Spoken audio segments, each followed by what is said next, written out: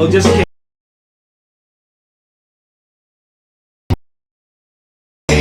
We back. We on. That's Philly all day. Philly all day. Philly all day. Huh? Tell them to share. We are one. Aha. You know, his son played drums too. Frankie B's son is a drummer? Oh man. He's on Facebook. He on tours and all, man. He ain't with Frank. Okay. I think he did with Frank. He was playing with Frank at one time on that show. We about to get it in. Can't understand While we treat each other. why we treat each other in this way. That's how I gotta do it. Take it all time. We are one. Frankie B. That's straight Philly. Yeah, that's Philly, baby. That's your hometown. That's hometown. That's baby. where you do it. You know, it's funny. I just talked to Walter Williams from the OJs yesterday. She didn't know who it was. Okay. I was talking to Walter on the phone, and he was like, "Yo, when you get back, you know, tell Kenny Gamble I said what's up." Oh man. Y'all New Jacks study Kenny Gamble and Leon Huff. With Kenny Gamble, he's holding Philly down. Yeah. What? Let me tell you what he did, man. Kenny bought the neighborhood where he grew up at and tore the houses down and built his wife a mansion in the hood. I said, Oh, man, man. tell me that he tore every house down on the block Right. and built built it from the ground up. And this is Man. actually a mansion in the hood on 15th Street in Philadelphia. Well, speaking of We Are One, this is the first day of Kwanzaa. Yes. To kicking off the Nguzu Saba. Umoja. Saba. Unity. The 7 days, you know. Whatever you're celebrating out there, happy holidays, happy Kwanzaa, Merry Christmas, happy Hanukkah, solstice, the parade of lights, whatever it is that makes you warm inside, makes you give back and light up. You know, a salute to you. And I got Sabir Bey. What's up, bro? Chilling, man. What's Man. up? What's poppin'? Man, it's always good to see you and hang out. You know? I'm at your shop every Thursday, man. I know, but you know, you've been traveling. You've been boom everywhere. I'm actually going to go. I'm heading to Philadelphia the 10th Yeah. of January with Brother Hawthorne James, Big Red from Fire Heartbeats, man. Well, you know, speaking of Hawthorne James and the 5 Heartbeats, that's what we're going to talk a little bit about today. Yeah, man. You know, we're going to talk about the law, abandonment, and ending this prison industrial complex. It's a lot. They said we couldn't even crush that in a half an hour, man. So I don't even know how that's going to happen. But we're going to work on it. You know, but the first thing we got to do, Brother Sabir, I got to have you hit him with that trigger alert. This is, okay, the trigger alert again. This is a show that triggers the people because you have entered a free think zone. That's right. If you are not willing to expose to others points of views, and you tune it out now. So tune it out now, y'all. I'm going to say this again. If you're not willing to be exposed to others' point of views, all right, tune out now, and don't read the comments. I need to have. Can we make a copy? Because I need to do this for YouTube too. I'm telling you, and then you tell them you've been warned. You've been warned, man. Man. We need to make a copy of this because This I is the get a lot free of think trolls, zone. man. On Oh, man. I get a lot of trolls on YouTube, man. Oh, man. You want to take a picture of that? We Oh, man. stealing this from you, man. Do it. It's yours. You know, it's yours. Because I need Hit to them put with this that. out. That need to be posted on my YouTube channel. You got to put it up, man, because people are all out saying all kind of different things. They're getting all anxious and In their not, emotions. you know, they're in their emotions. They're in their feelings a lot lately. Well, we don't have critical thinkers. We don't have people that think logically. Man. None of that. Well, you know, speaking of critical thinking and thinking logically, Brother Sabir Bey has been in town, and you've been doing master classes at Brother Jeff's Cultural Center every Thursday at 6 p.m. Yeah. And you know what's interesting? Let's just jump right into it because I see the students or the participants coming in and they bring these big, thick law books. You got them carrying these big, thick law books. And so, you know, I wanted to start off talking about the law and why is it important to understand the law and what is it that, you know, in general, you find people are not understanding about the law. Well, we're being abused by people who claim to enforce law.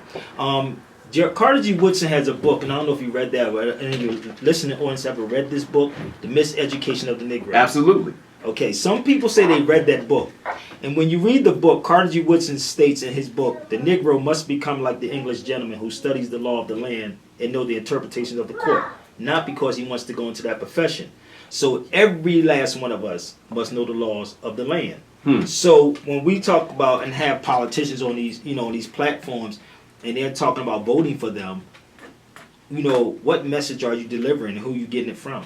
So it's like, what laws are you operating under? Is it constitutional? Is it due process? Like, which one? So it's very important for us to understand, because we're being abused by it. It's clear, because they say this is a nation of laws. They say this is a nation of laws, and these prison industrial complexes, these new prison farms are populated by folks that look like us. And they go inside these courtrooms, or they interact and get in different situations and get all twisted up. Let me say, I was joking one day, and I said that I would invest. I'm gonna start investing in prisons. I was making a joke one day. I said, because that's what they're doing. But again, we go into these courtrooms, and we're saying things like, "Do you understand the charges?" Let's be real. How many people understand the charges that they're up against? How many people know the law? Remember what I said. That we go into these courtrooms, and they say, "Do you understand the charges? Do you understand these things?" They ask you certain key questions, and people say, "What? Yes, I do." No, you don't. You don't know. You don't know. How do you know the language of the law? You don't even know what the Constitution is. You don't even know what kind of courtrooms we are in. So a lot of this stuff plays a part. So law is very important, and law does not change. The statutes change. The ordinances change. The regulations change. Those things are things that's changed. The law is the law. The law is due process. That is the law of the land. You have to hear before you condemn. That is the law of the land. If anyone who studies the Declaration of Independence, anyone who studies the Constitution, anyone who studies the state's Constitution, each one of them, it tells you right in there what you're supposed to do. But the politicians are not teaching this. But are they teaching it in school? Where does a person pick this up? I mean, come to the class. Well, yeah. On Thursdays. Thursdays they could come. Yeah. But let me tell you, I have a book that I just bought from Barnes and Nobles. It said what I learned in law school. I bought 2 of them, because I always buy 2 books of everything. Right. And it was funny, because I had the book for a while, and I knew this, but sometimes you have to prove this to the people to show them. In the book, it says they don't teach law in law school. They teach you to think. That's all it says. It says, oh brother, I wish I had brought it with me. In the book, it said they don't, which I know they don't. They teach procedural law. But they said they don't teach law in law school. They teach you to think. So I bought a book, but I left it in the car. One of the books is called Introduction to Critical Thinking. The other book is Thinking for Yourself. Right. One book is called Logic. And don't tell me you got it sitting somewhere. I was going to say, is he going to pull that book out, man? I said, is he going to pull it out? But those are the books. So in law school, they said they teach you to think. And what happens, people believe when you go to law school, you're being taught law. No, you're not.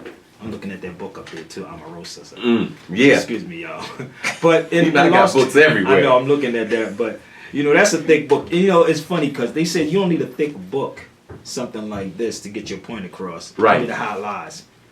So you no, say that again. They said you don't need a thick book like this, only to hide lies. To tell the truth, you don't need this many pages. I'm just using this as an example. But in law school, and the reason why I said this about the book, when you talk about bringing these books into the class every Thursday, the books, like a Webster's Unabridged Dictionary, a law dictionary, we must have these in our possessions, because when we see stuff on radio and TV, I say, look these words up. And it's not what it's not what they're saying. It's something totally different when you read it. So an ordinance is not a law. A regulation is not law. A statute is only passed by the state. So it's a little different. So the law is due process. Hear before you condemn. Well, Jesse Paris, he kicked in and he's talks about the Black Book of Law. What is a Black Book of Law? I mean, what is it? Let me go back. Let me see what you said. Let me see what you said, Jesse Paris. I want to go right back and talk about that law book, Black's Dictionary. Black's Law Dictionary. Yeah, Black's Law Dictionary. That's what he's saying? Yeah, is that an important book? You have the book. Let me make this clear for everybody. The Black's Law Dictionary is not and this is the funniest thing, man. Our people are the only people who say, "Oh, that's a black people's book." No, Henry Campbell Black is the guy's name. He was a judge. Henry Campbell Black, you have Ballantyne's Law Dictionary, you have Black's Law, you have Bouvier's and Blackstone. All those books are law dictionaries. So Black's Law is the only one that most have. And when you in law school, that is the book they get. I believe they up to number 10 now, but I wouldn't buy anything beyond 6. Man. Nothing beyond 6. Talib said we need to post these titles after the show. And we'll definitely do that, Brother Talib. I'm sitting with Sabir Bey. He does master classes at Brother Jeff's Cultural Center on Thursdays at 7 p.m. But you're off to Philly after this Thursday, so you'll be away for a while. I'll be away for probably 2 weeks because I'm going from there to Chicago, then back here. Okay, and so getting back to this law piece, what are some particular tenets that you just need to stand by in terms of when you're interacting with folks that are utilizing the law against you when you may not know the law? What are some things that we just need to know off the top? You're right. And I do this all the time. Every time I do a video, I always tag "Know Your Rights." Most of us don't know our rights, and another one is knowing the Dred Scott decision. How many people know about the Dred Scott decision? It's a very, very important case. The Dred Scott decision, where it states that either rather emancipated or not, the descendants of Africans that was imported into the country and sold as slaves cannot be citizens, even if you are emancipated. Absolutely. So it's like now dealing with this government shutdown. The government shutdown is talking about a partial of the federal government being shut down. The so-called free blacks were subjects of the federal government and had to be protected. The Dred Scott case is very important. Matter of fact, here, she just brought my books in here. Here's one of them right here. That's right. Oh man, this is it's all in here. But also, this is the logic book. This is logic. So we have to know basic fundamentals. Well, going back to that Dred Scott decision is when they said that there's no law, something that the white man is bound to respect as it relates that's to the black only folks. thing that we know. That's the only thing that we know. It told you wasn't a citizen. Hold up. Listen. It shut you down. Let me listen. This Dred Scott case could take hours. It's 120 something pages, brother. It's thick. And it's 120 pages. I've read through all of them. But that's the only thing that we know about that case. If you really read that case, it is state that the descendants of Africans was articles of property and had to be protected by the federal government. That's in the case. We only talk about that one part that the white man was bound to respect. So, but talk about articles of property, because that then puts the property owner. Yeah. It highlights the property owner's rights as opposed to the property. Well, if you ever studied the Lincoln and Douglas debate, I don't know how familiar you are with it. And Lincoln at Gettysburg, in that debate, Lincoln was talking about taking the property from one territory to another one.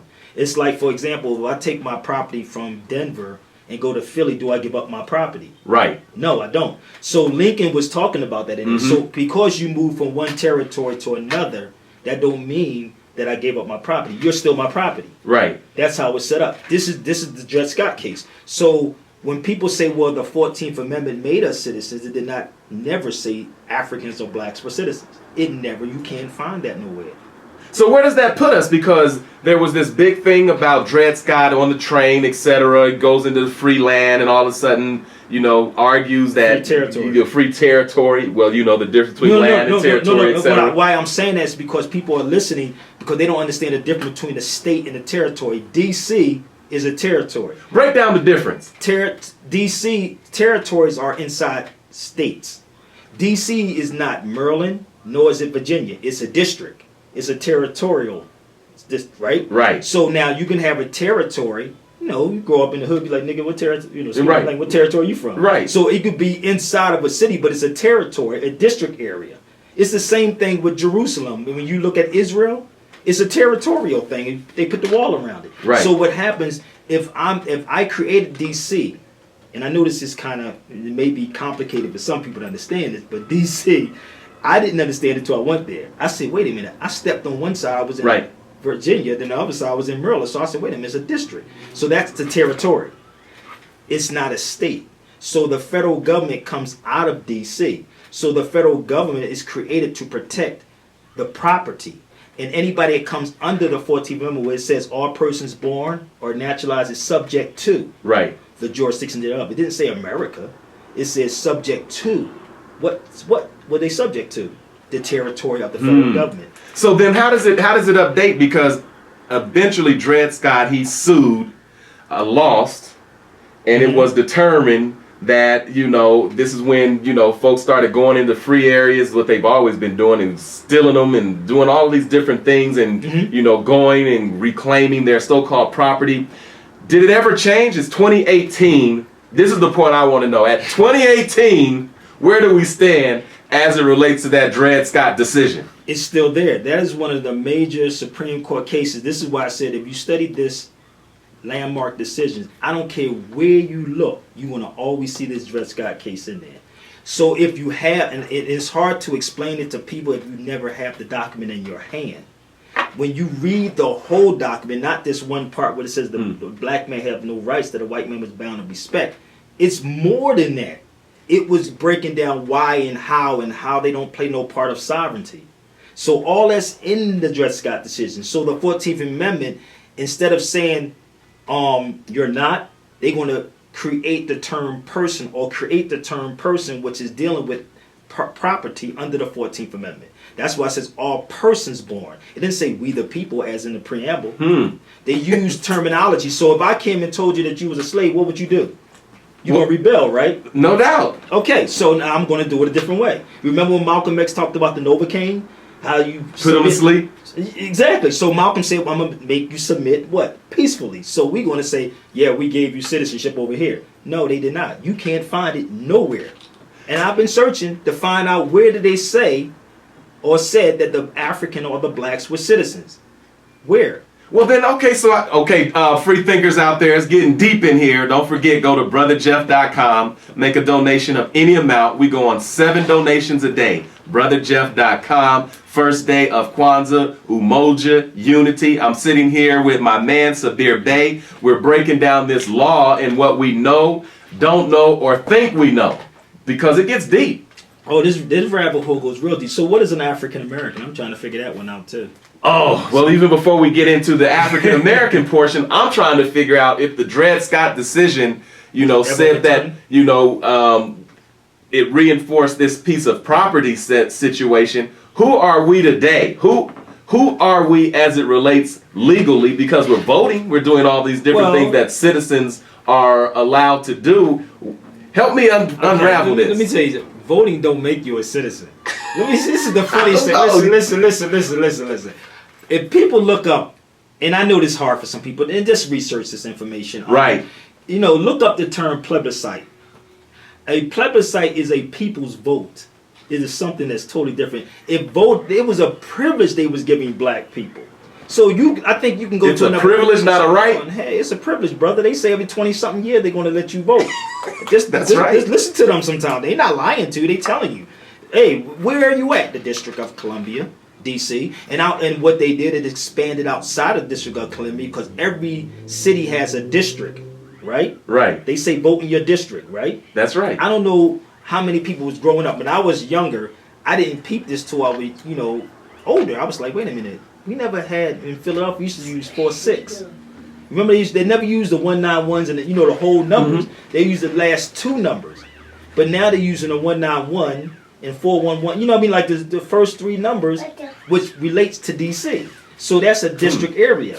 That's all this is. So they created district areas where they went. So, okay, now, and I know we trying to cram everything in within a half an hour. Right? That's why it should come out Thursday. 30 minutes. Right?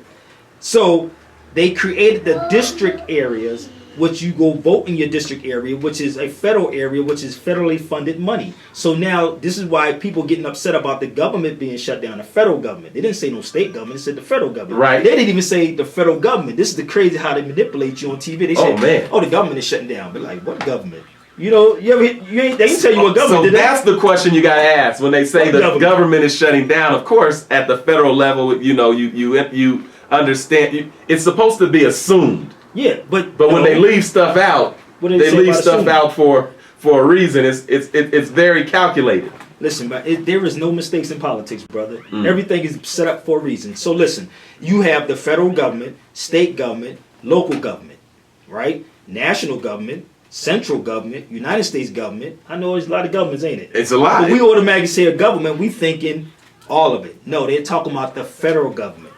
The federal government is where all the states are getting their money from. This is why they call it the federally funded. Like if you discriminate against me and I'm giving you money, what can I do? I'm your sponsor, right? Absolutely. I can do what? You can withhold that paper. There you go then. So that's the federal government right there. So now if you don't do what they say do in that federal area, I can pull the funding. If you discriminate against my property, which is the so-called black or African, I can pull that funding. That's discrimination, right? Okay, so I'm going to pull that money. So if we give you the money, you got to do what we say do. This is how it's set up. It's not even complicated. Sabir, I want to break something else down that, really blows me away. When you think about this term minority. Oh, my God. Now, wow. Some people think of minority in the terms of numbers. As long as we get more numbers, we're going to be the majority. But what about the situation that, okay, if you're not free, if you're a minor, you don't have any rights. If you're a minor, your minor children cannot, govern for themselves. They're under the authority of obviously the major. Mm-hmm. Okay. Break down minority. Okay. And this is why people must have a law dictionary. I don't care if it's a pocket-sized one. Matter of fact, oh my God, we come equipped, baby. Like we got all the stuff in there. Huh? We got all the. You can buy this little book from Barnes and Nobles right here. Right. If you look, I don't know if it's in this one, but I know in Black's law, minority means a minor. The prefix to minority is minor. It has nothing to do with a number because we outnumber them. It's the mentality of the individual. So when you're a minority or a minor, you can't handle your own affairs. You're incompetent. That's what it is. When you look up incompetence, it'll tell you infancy. Infancy is going to say minority. Minority going to say the same thing. So it's not talking about the number. We know it's more of us than them. But we minors. Sure. We can just take it to Brazil for a minute. You can see all of us. We talking about America now. Go to Brazil. It's more Africans in Brazil than anywhere else. But a minor will depend on someone else to educate them. Yes. Will depend on someone else to clothe them. Yes. Will depend on someone else to feed them. Will depend on someone else to govern them. Well, again, let's go back. Declaration of Independence, right?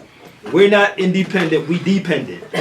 The Declaration of Independence says government was instituted amongst men, deriving their just power from the consent of the governed. So let me show you. Can the minor give consent? The minor can't give consent. So let's think about it for a minute. If we are minors, we can't give consent. And when you look up the definition of minor, it's going to say a ward of the court also. So now you have wardens in jail. You say we say wardens in jail, go vote in your ward. They're not lying to you. They telling you right there. It's just that you ain't getting it. Is that why? Some folks still say, I'm going to call the man on you? I'm going to call the man And when I go home, I'm going to go to my crib? Because I know babies live in the crib. He said the crib. No, when you go to the crib, but it's if you're going to the crib, I'm going to the and crib. you're calling the man. But I ain't going to lie, I should say that though. I'm going to the crib, and I'm going to call the man. Here come the man. I'm like, oh, you're a minor. I'm going to call boss. You got to be a minor. Because, now look at it. How could you be independent then? You can't. But we celebrate Independence Day though, right? We get pissy drunk around Independence Day. I'm independent. Oh, no, you're dependent. Man. Okay. Dependent, not independent. So that's why I tied all of this into the law. In a nation of laws, you should at least know the rules of the game. If you don't, you're gonna get played. No doubt. I mean, it's if two people know the same. Like if I know what you know, you can't manipulate me. I know the game. Right. So imagine. They say game recognizes game. There you go. That's the word. That's the street, baby. Game recognizes game. So you don't know what they know. So how? And they say, oh yeah, vote for me. I'll set you free. That's what they say. Vote for me. I'll set you free. Don't worry about it. Nah, it's not gonna happen. So once you get a grasp on the law, which I don't know if they even teach civics in these schools anymore. It's very intentional of what you're being given and how you're being manipulated in terms of what people are putting into your dome. You talking about 12 years of slave? 12 years of brainwashing camp? 12 years of brainwashing camp. 12 years of slave. Well, speaking of that, you are prominent in the DVD Out of Darkness. Yeah, no doubt. You know, talk a little bit about that. This is the hottest documentary out right now, but this ain't the only one. Out of Darkness is a film that I did with brother Amadeus Christ. He brought me on to add what I know inside the film and bring people in. Brother Sabir Bey, Dr. Kaba, Umar Johnson, Tony Browder, Dr. Claude Anderson, Tim Wise. I know some of y'all probably say, Tim Wise, he's a white guy. No, Tim's Wise, cool. Tim's a cool dude. We just had Tim in town. Tim is a bad boy, you know. Joy DeGrew, myself, James Smalls, Taj, and Lance's brother. And the film is really, it's not even something that you can sit there and watch. It's a 3 hour. It's like 3 DVDs in one, to tell you the truth. It's 3 hours of masses of information, man, inside here, which is dope. And brother Amadeus brought me on as a co-producer to the film. So how did they get in touch with you? How did they get the DVD? How did they connect with Sabir Bey? Request info at thesabirbeyshow.com. Again, request info at thesabirbeyshow.com. Can I see that for a minute? And actually, you wanted to talk about the Abandon Act real quick. Absolutely. The film that we're getting ready to have here, shown here too. Because you're in a film, and I wanted to talk about this. The second part was the abandonment, and a part of that film kind of set up the film that you're in. Yeah, but you know what? The film was based. It was given. Let me go back. If you're familiar with Hawthorne James, Big Red, and I always say this, and I don't like to keep saying Big Red, 5 Heartbeats. He played in many other movies, 7, Speed, you name it. Brilliant brother, man. I built a relationship with Brother Hawthorne, and he sent me a script from a sister that was named Molly, was writing a script about her growing up in Baltimore. So it was about the typical Hawthorne James goes to jail. He's her father. He reads the Bible. You know, he changes his life due to drugs. So he said, I have somebody I want to read this script. I want him to put some input in it. So he called me up and said, y'all have a script, Sabir. I want you to look at the script. Could you add some things into the script? He shot the script to me. It was short. It was a short film. He shot the script. It took me 2 days. I changed a lot of stuff that was in there. I said, nah, that's cliche, dude. Let's take the Bible out. Let's add some history in it. So I took the Bible part out of it and added 100 amazing facts about the Negro. A law book was in there, and I was talking about how he came and got knowledge, and that's what changed his life to help his daughter. So that's how the movie was set up. So he shot it to me. I looked at it, changed it around. They revamped the script, and he gave it back to the director. So the director contacted me. She was nervous. It was funny though. She was nervous. She said, "Oh my God, can we use something like this? I don't know. We might get sued." I'm like, "Man, we're not doing Hollywood, man." Like, right. You know, she was really skeptical. But Hawthorne James is a thorough actor, even to work with this brother. But I thank him all the time for even asking me to be a part of that. And then he wanted me to be in it because we had a chemistry.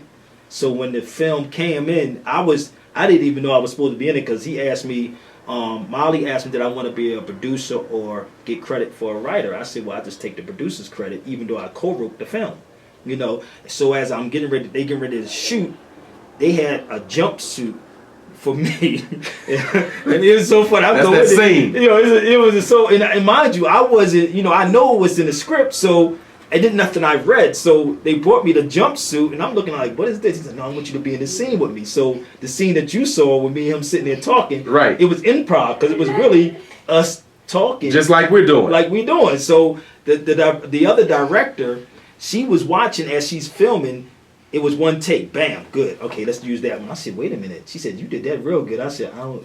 What do you mean? It ain't an act. It wasn't an act. It was, but we had a chemistry, and that's how Brother Hawthorne James and I became really close, man. Because he gave me the opportunity to say, yo, we need to put this type of information out here for our people. Well, we're gonna bring him to town. Yeah, we're gonna bring him to town. We're gonna show the film. The film is it's a short.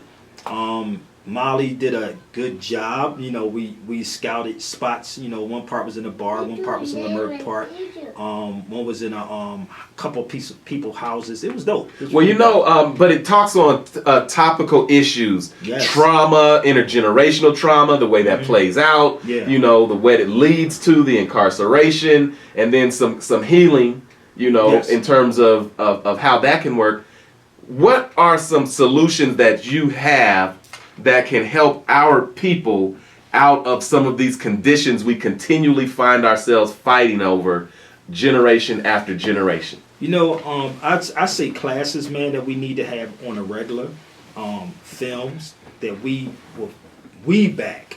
we finance. You know, I just got a phone call from my man John Sally. You know, dope dude. He was telling me some stuff that I should do, as far as being in the background and just producing things. So, films, radio stations, even what you're doing.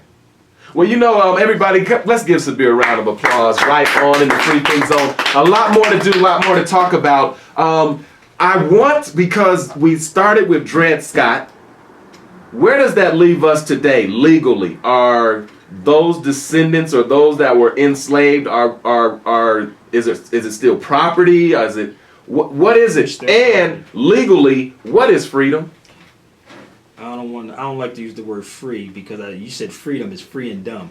So I'll be careful with that word. You're free and you're dumb. But it's so much, brother. I'm just trying to see where can we start at. But like I said, the first thing is classes, brother.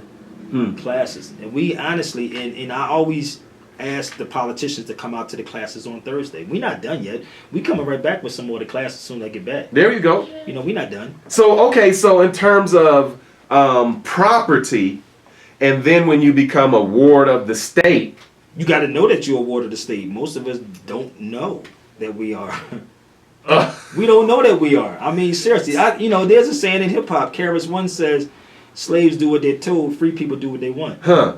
So then how does the prison industrial complex work? How does all this stuff work in tandem? And how do we find ourselves? They say that today there are just as many black bodies incarcerated as were enslaved in a particular year. Well, I didn't look into that, but I do know it's a lot of brothers that listen to my videos in prison. But I can say this: everybody has choices in life, but sometimes we fall victim, or we fall into a lot of these traps because of our ignorance, and because a lot of these black leaders.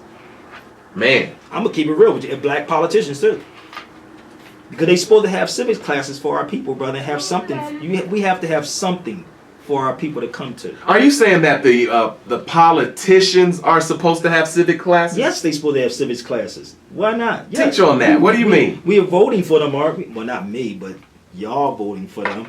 They supposed to come in and teach you the Constitution. They supposed to come and give you.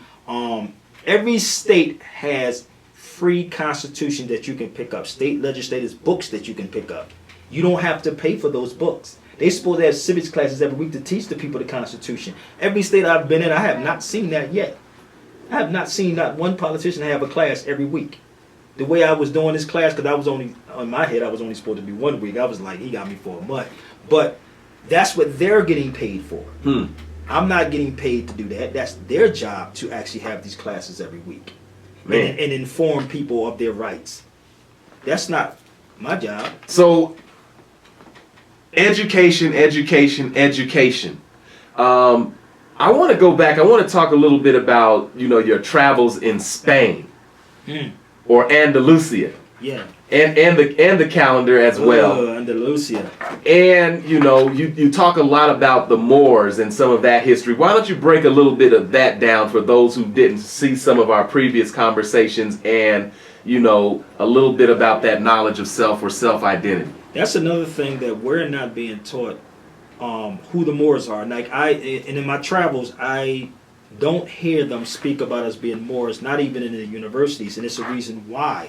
But once you start traveling and picking up books, and I always tell people to pick up books on Spain. What we do is pick up books on slavery. Like, matter of fact, it's funny that you say that because I even had this book sitting here. Right. They said the word black wasn't even used until late 1960s. Of course. Before that, it was called Negro. Not as an identity. No, before that was called Negro or Moor. So how did we switch from being a Moor to color to Negro to black to African American? So when you go back far before the 1500s, we were not calling ourselves black or African Americans. We were classified as Moors. And when I was in Spain, they called us Moors over in Spain. They were calling us Moor. They said, oh no, you're talking about the African Moors. Either you were from Africa, they would say African, or the African Moors. They never called us black. They never called us African Americans. So by the time it gets here, now we're black Americans. Well, what's very interesting, and I want to talk a little bit about what those individuals who were enslaved, were able to do after the so-called Emancipation Proclamation, emancipation, the release from your hand but not your control. Is that a law? But growing up, you know, there were families. There were the Freemans, the Blackmans, the Moors. It was all the same people. Same people. But see, you have this thing called the Sundry Free Act, and it talks about those Moors who knew they were Moors could not be enslaved. If you look up the Sundry Free Act, it's in there, but it said those Moors that knew they were Moors could not be enslaved. So this is what we should be teaching our people, that we do have a nationality, and it was stripped. Period. We can say we Choctaws, Blackfoot, Nanticos, okay, yeah, they subbed, you know, but as a whole, we were Moors. Period. It doesn't matter if you're African American or black or whatever we want to call ourselves today or tomorrow, but that's the oldest name. Well, what do you suppose? What happens to people who don't know who they are? You suffering. What is it? Who sung that song? I'm trying to remember if it was Marvin Gaye. No, Stevie Wonder. Very superstitious. Remember that song? Yeah. He said, and you suffer because you don't know. So we're suffering right now because we don't know. And the ones who do know, the 10%ers, know and ain't telling y'all. Man. The 85 don't know. 5% know and do tell. But that seems like a game plan that just continually gets played. Well, they ain't playing y'all too. Oh, my goodness. Ungodly. It's a game. It's a game of chess, man. That's all it is. It's a game of chess. So, going back to the law, you do not have to be a lawyer to get engaged with law. As a matter of fact, you should be studying that every day. All day. Every day. And this, you know, I've been doing radio for 17 years, and I say this a lot. Not one attorney ever said that I was wrong on what I was saying, but what they do say is that he's correct. I can't lose my job. That's what people, I literally, if I can send you every text message or every inbox that I get from people who actually have someone in that profession, they say, I can't lose my job. He's right in what he's saying, but I got to eat. You know, so I'll be sitting back, but like, damn, I must be in the wrong field. I need to lie to people more often. Why is it that, you know, certain attorneys that are, you know, barred or they could get disbarred if they start giving you legal advice? Well, they say that in law school, don't give out legal advice for free. They say that before you even leave. Don't give no legal advice out. Okay. Because you got to pay into the bar. You got to pay into the bar association. And people don't understand it. I mean, you know, I love this brother, Alton Maddox, man. He used to be an attorney. Well, I don't know if he still is, but I know he got disbarred. But he also got kicked out of his own law firm from the people that he was bringing into the law firm. You know, he helped our people.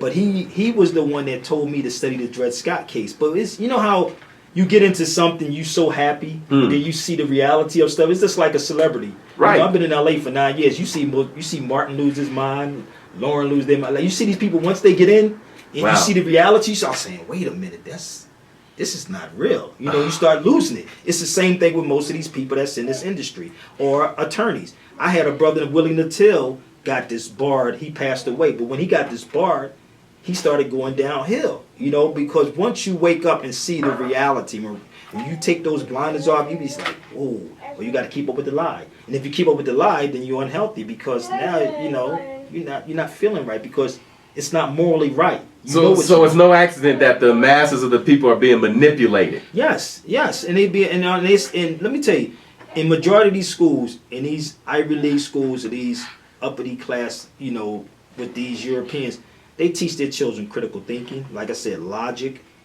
how to see fallacy. Like they teach them all these things, how to manipulate people.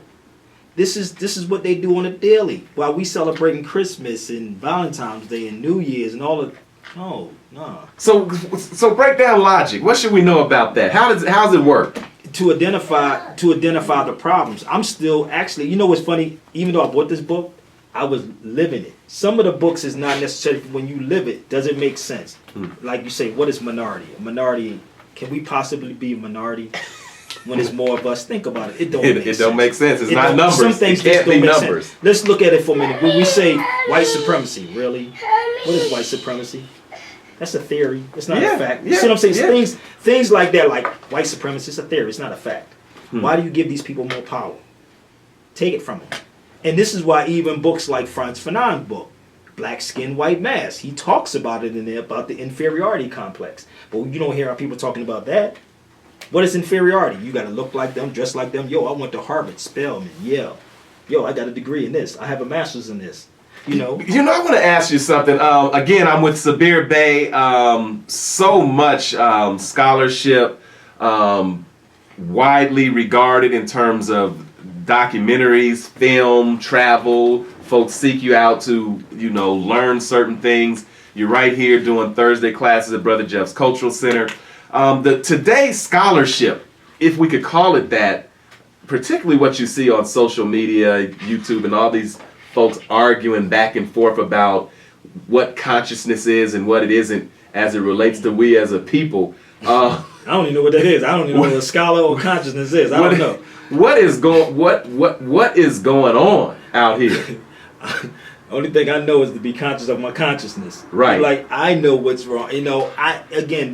I don't use those titles, brothers. The scholars and the consciousness, I don't use none of that. I just be. Some things is common sense, man.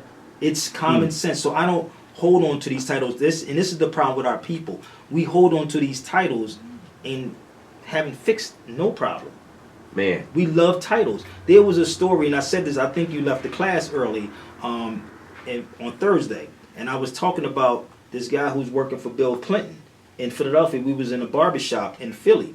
So the whole time he's right next to Clinton. I forgot what they call these guys, but when Clinton left office, he left. So he's in the barbershop getting his hair cut.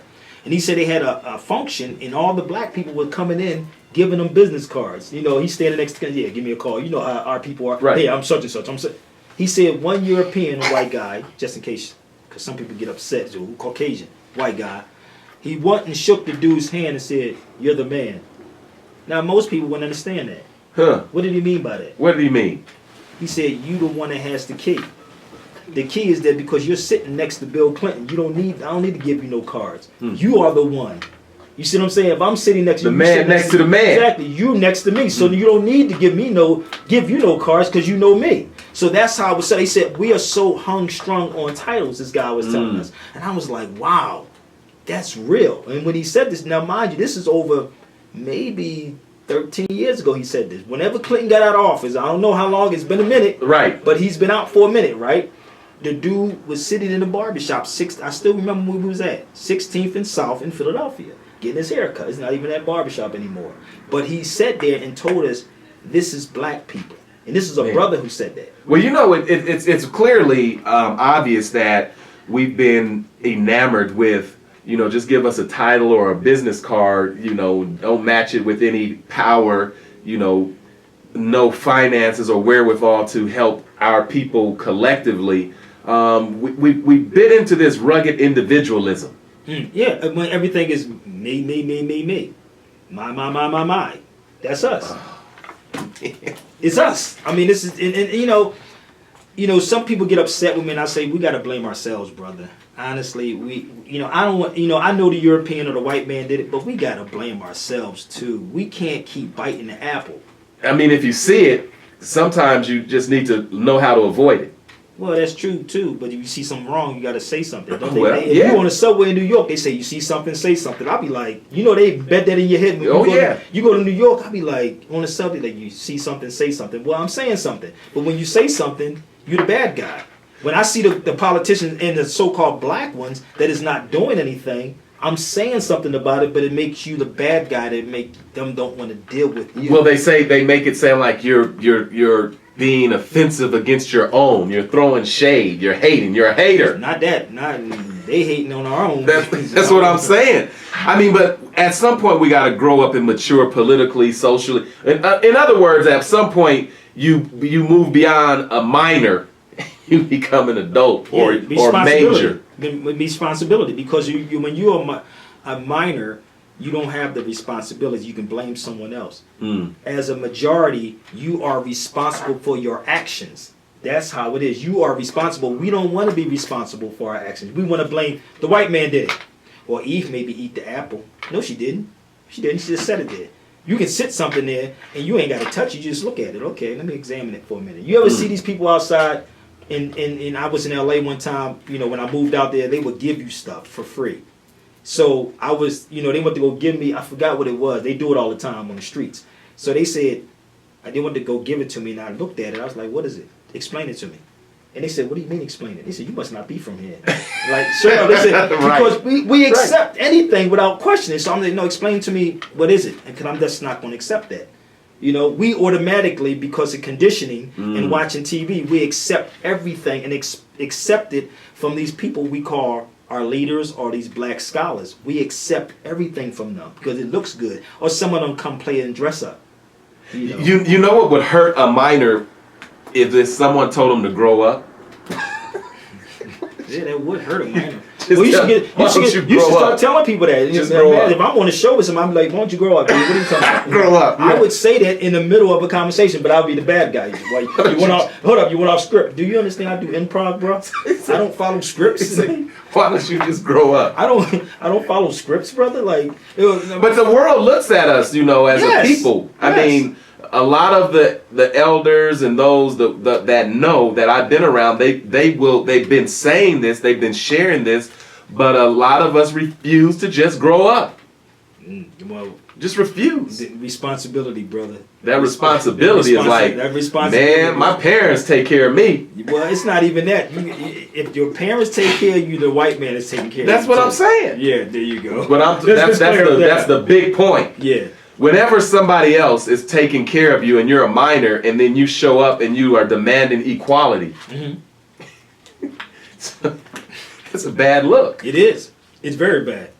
God bless the child that has their own. Ooh. I heard that song. No, what's that? Billie Holiday said that. Oh, she said that, right? She sung it. She was one of the singers of that great song. My mom used to say that a lot too. She used to say that a lot. But again, man, we honestly, man, we gotta create thinkers, man. We have to create thinkers, man. You know, I talk to a lot of people, and you know, I'm not going to say no names, but they say, well, Sabir, a lot of these cats saying stuff from the 60s. What is something new? And that's why I always sit back and, you know, examine things. Okay, I don't want to say it this way. Let's say it this way. Yeah. This is, you know, even with Andalusia, I didn't want to make it Spain. I said, let's call it Andalusia. Why?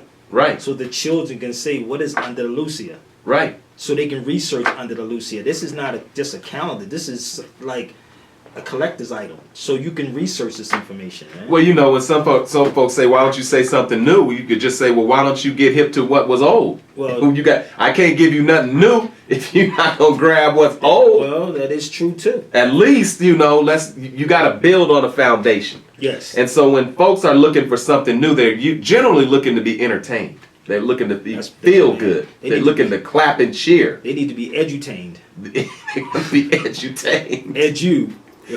You know, not entertained. You know, but shout out to everybody out there. You know, happy holidays, happy whatever it is that you're doing. I hope you're thinking. Kwame Ture used to always tell us, you know, there are a lot of people that think they're thinking. You think you're thinking. Yeah, well, I mean, that's why I said the conscious. Okay, are you conscious of your consciousness? Oh. If you're conscious of your consciousness, there's certain things that you just don't do, you just don't touch. Man. You know, and I go through this all the time. I look at things and be like, nah. Let's before we get out of here, let's talk about the difference between human rights and civil rights. Ooh, totally different. Because you know we're big on these civil rights. What is the civil rights? You should be asking your audience. We should have a class strictly on that too. Civil rights and human rights. But civil rights is only from discrimination. Everybody discriminates. You discriminate what you're going to wear. You discriminate what woman you want to talk to. You know, we all discriminate. And this is what, you know, that's logic and critical thinking again. So if we all dictators also. Because I dictate to my sons, they don't like it. Right. It's dictatorship, right? So people throw words out. If I tell my son not to do something, he's going to get mad at me. I'm a dictator. So even the civil rights, it's discrimination. And human rights is human beings being hurt and killed. So there's a total difference. The Declaration of Rights of a Child or the Declaration of Human Rights been around since, I believe, 1940s. The Declaration of Human Rights. Anybody can Google the Declaration of Human Rights. So discrimination, the civil rights is only from discriminating, and that's under the 14th Amendment, and it's also under the term the color of law. The color of law and civil rights go hand in hand, which means I can't discriminate against you against what? Your religion. What else? Religion. Sexual orientation. Sexual orientation, okay. So race. Race. Etc. Okay, so what would be the race? I'm not buying that one. But these little things, like, it's like silly. It's like, so that's discrimination. So human rights is when you violate somebody's their being. Right. their being. It's not a civil rights case. Civil rights is only from discrimination. And this is what, again, attorneys and politicians should be teaching people. Discrimination. That's what falls under the 14th Amendment. So when these so-called black bodies are shot down and gunned down by, you know, the state and local governments. Only the local governments, really. The local governments. Listen. It's only local governments. They get off. Are they actually breaking the law? Yes, they're totally violating the law. They're violating people's human rights. Under Title 18 of the United States Codes, anybody can go to Title 18, United States Code, subsection 2331. It talks about domestic terrorism under Title 18. And this is another thing. If I'm not an attorney and I claim it and don't want to be one of them, you know, I'm a jurist. Totally different. What's the difference between an attorney and a jurist? Now people go somewhere. A jurist is just somebody that's versed and skilled in law. So it has nothing to do with an attorney. A jurist is someone dealing with laws of nations in law, period. Jurist is Jurist. Or some people call it JDs, juris doctrine. Or jurisprudence. Or jurisprudence, which is the science of law, which is totally different. So you didn't hear me say religion of law, it said the science of law. So an attorney practice law. Practice. They're not in law. Now go back to the domestic terrorism. The domestic terrorism is under Title 18 of the United States Codes, which talks about coercing somebody, threatening somebody, killing somebody. When you kill somebody, that's not a civil rights act. That's a human rights act. But again, that goes right back to the Dred Scott case again. It talks about they were articles of property. So I can do what I want to do. If this is my property, I can throw it across the room if I choose to do with that. It's mine. And you can't say anything. So the human rights is a total difference. You're hurting a human being. I read something in one of my books that was talking about old history and talk about the Moors as as a human being. And I was like, wait a minute. Matter of fact, it was a Nature Knows No Color line by J.A. Rogers. And it was talking about, in parentheses, it had human beings and the Moor. I said, ain't this some stuff? This is crazy. The information is out here, man. It's not hidden from us. I mean, but well, they say it's hidden in plain sight. Well, that is true. I mean, but again, if you claim to be a scholar, a professor, this is something that's basic. I didn't go to college for this. So how someone like me that did not go to college know this information? You go to the source. You know where to look. You know why? Because it's already in us. Of course. Again, so once you understand education and understand the word of education, to pull out, to draw forth, draw out what's already in you. What they're doing in school is putting in and then taking out. And that's why I switched it and said edutainment. In the words of KRS-One, we want to edutain you. Man. Educate and entertain you at the exact same time. Well, I'll tell you, Saeed, Malik, Talib, all of you, just keep checking in.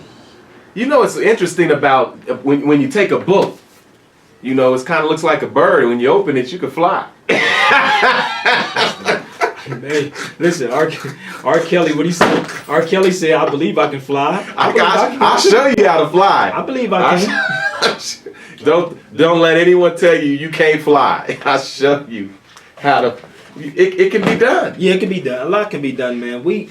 Our people, honestly, man, like even like us being in Spain, man, I felt the energy was crazy. Like I'm like, how do we do these things? How do we build this without machines? You know, look at the Alhambra, like, how do we build that mosque as I'm in Cordoba, like, with no machines? I'm looking at this building like, wow, how do we do that? Man, and talk about the plumbing and how the water goes uphill. And you can hit it so beautiful, man, walking through there too. The water go uphill. I'm like, how did we?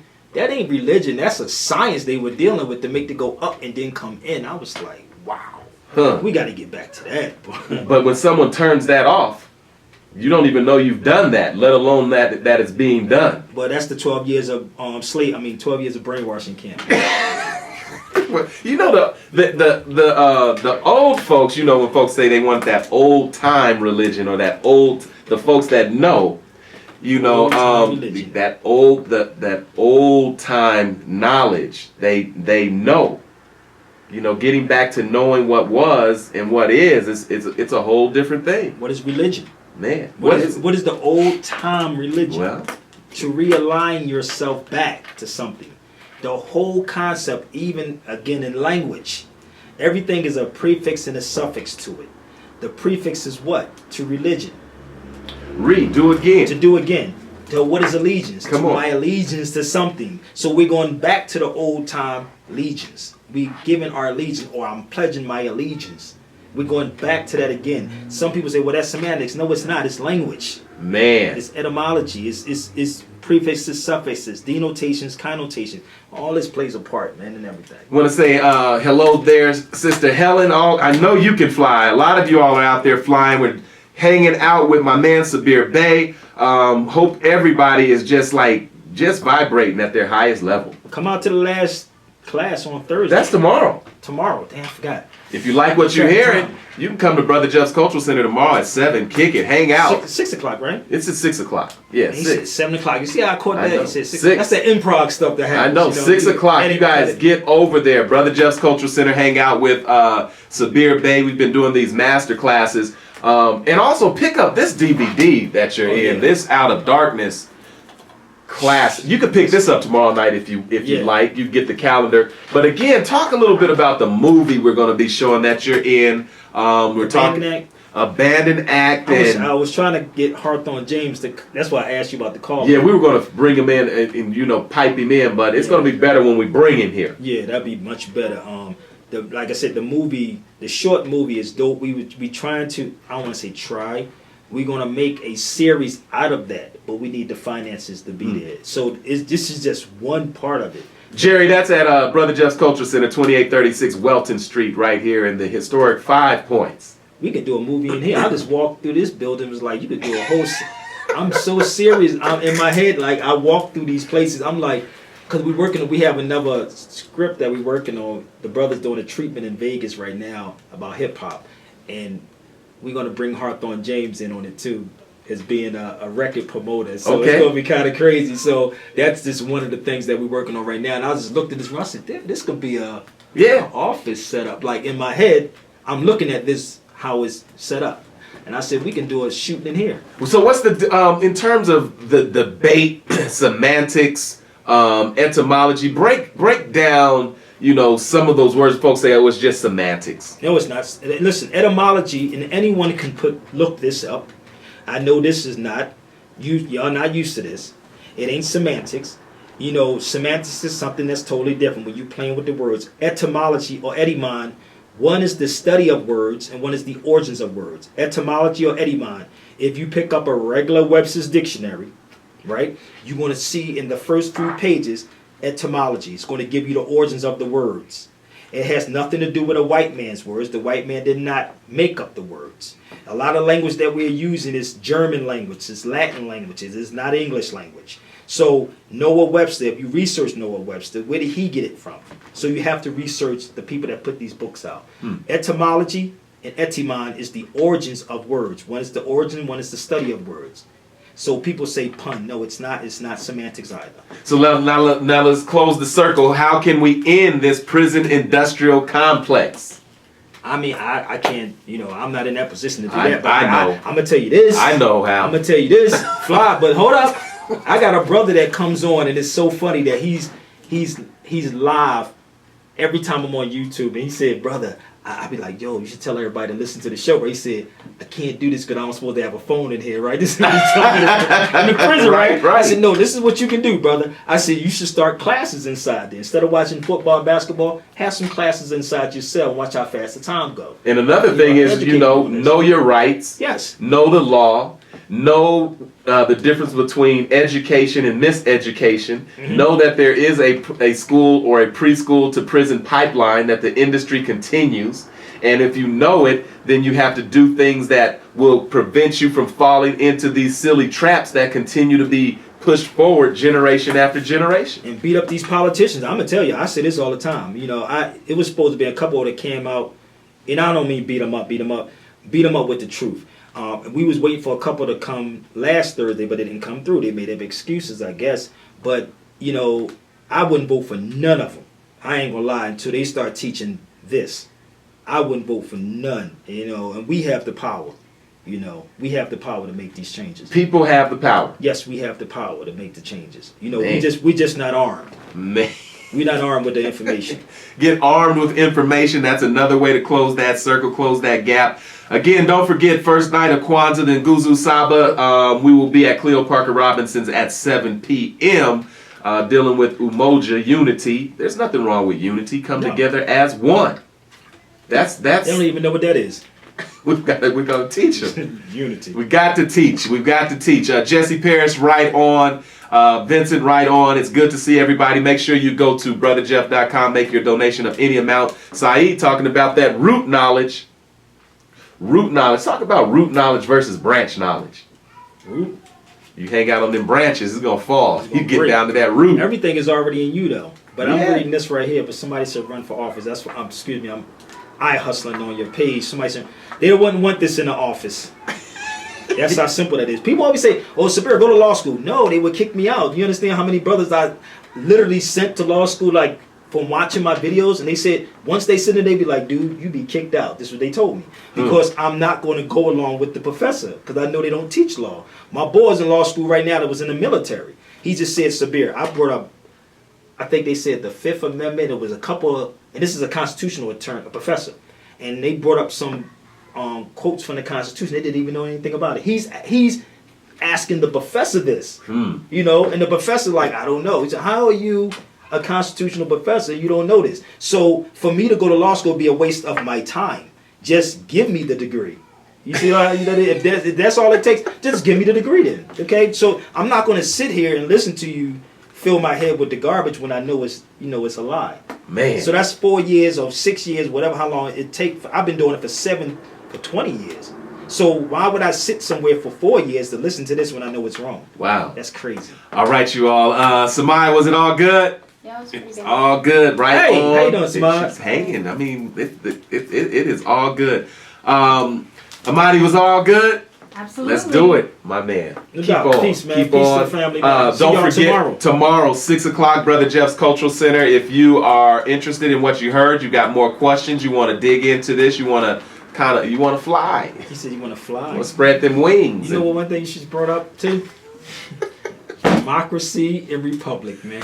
But before you get out of here, what's the difference between a democracy and a republic? Just put that on for a second. Listen, people, and if you say it's semantics, please look it up. I have an English law book, man, that's so funny, that's back in LA. And it tell you the difference in democracy. Democracy is a Latin and Greek word.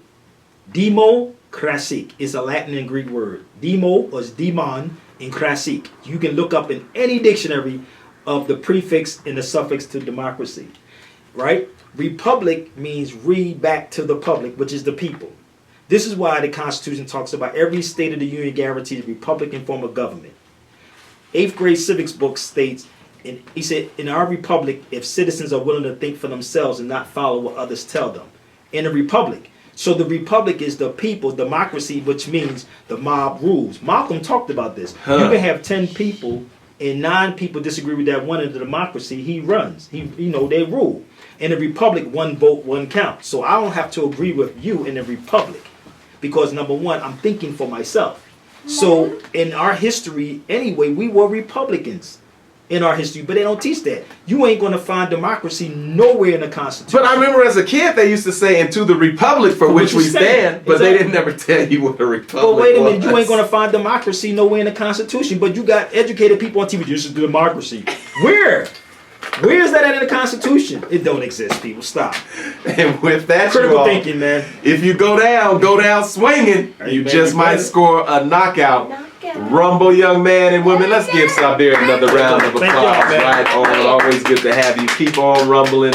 Rumble, young man, woman, and people. Know the difference between a republic, a democracy. Know your rights, the law. Pick up a book. He said pick up a Just book. pick Pick up a book. Pick up a book. Logic, let's see. Let's get a book. Fly.